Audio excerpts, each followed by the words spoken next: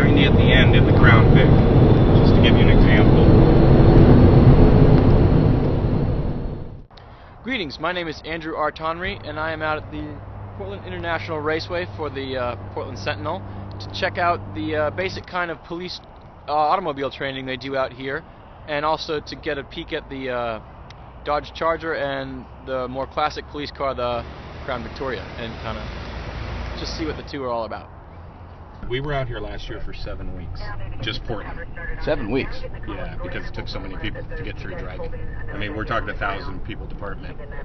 We're the biggest around. We do what's called in-service training each year, and that's you have to come and do 40 hours. So we try and get driving in every couple of years.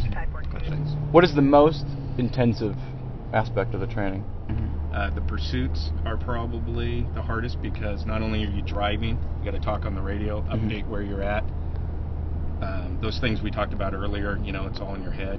How to properly make this vehicle do what you need to do and be in control and know your environment and everyone around you, because you got to keep them safe and you got to be safe and smart. And the hardest thing to teach is to just stop and terminate. It's not worth a pursuit. Do you feel like what's out here is everything you need to do the training properly? No? The problem here is it's closed course, so if I'm another patrol car, instead of having to think my way where might they go, I can sit there because I know they're going to get there, right? It's a closed course. A lot of training facilities across the country, you got crossroads, you got, you know, so you have to think ahead. How can I set up on this? Okay, 1321.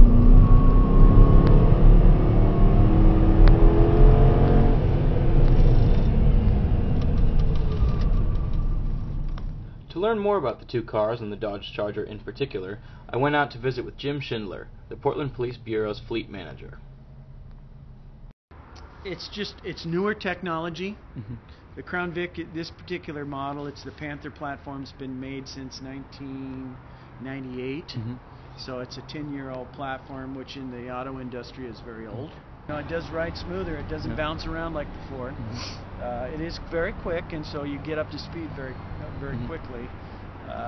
But that's a plus too, because a lot of times you're dealing with a fender or anything, and the faster you get up onto them, it gives them less chance they may not want to stop.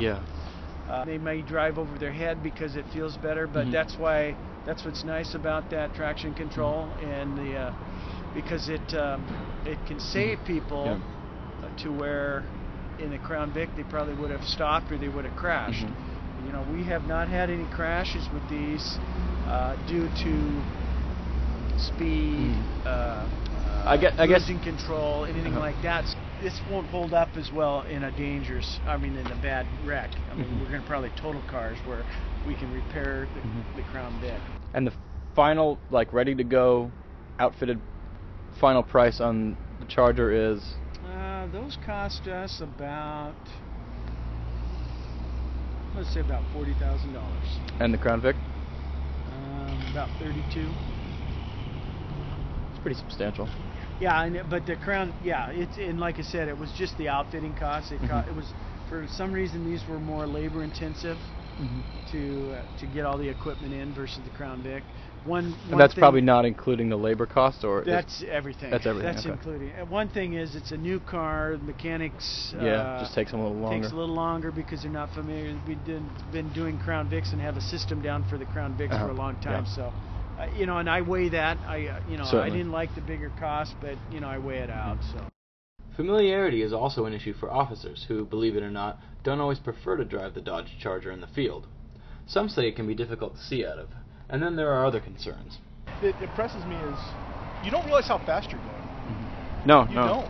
And when you come into some of this stuff, you're seconds behind the input. You know what I mean? You're seconds behind where you should have started your braking. So it's just something to keep in mind, because that tree or baby buggy or whatever is not going to move. They're going to panic and stop. Okay, 1321.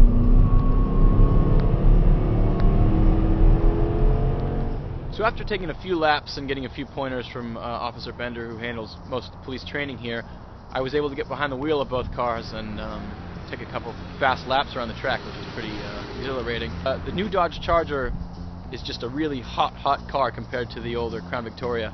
its traction control handling is amazing. I mean, it makes the Crown Vic feel like you're skating across a frozen pond in shoes, and the Dodge Charger is like high-performance ice skates. You can really cut and weave and go, and it's a whole lot more powerful. It's 100 horsepower, stronger than the Crown Vic, and in the pickup and the feeling of speed and all that, it really shows.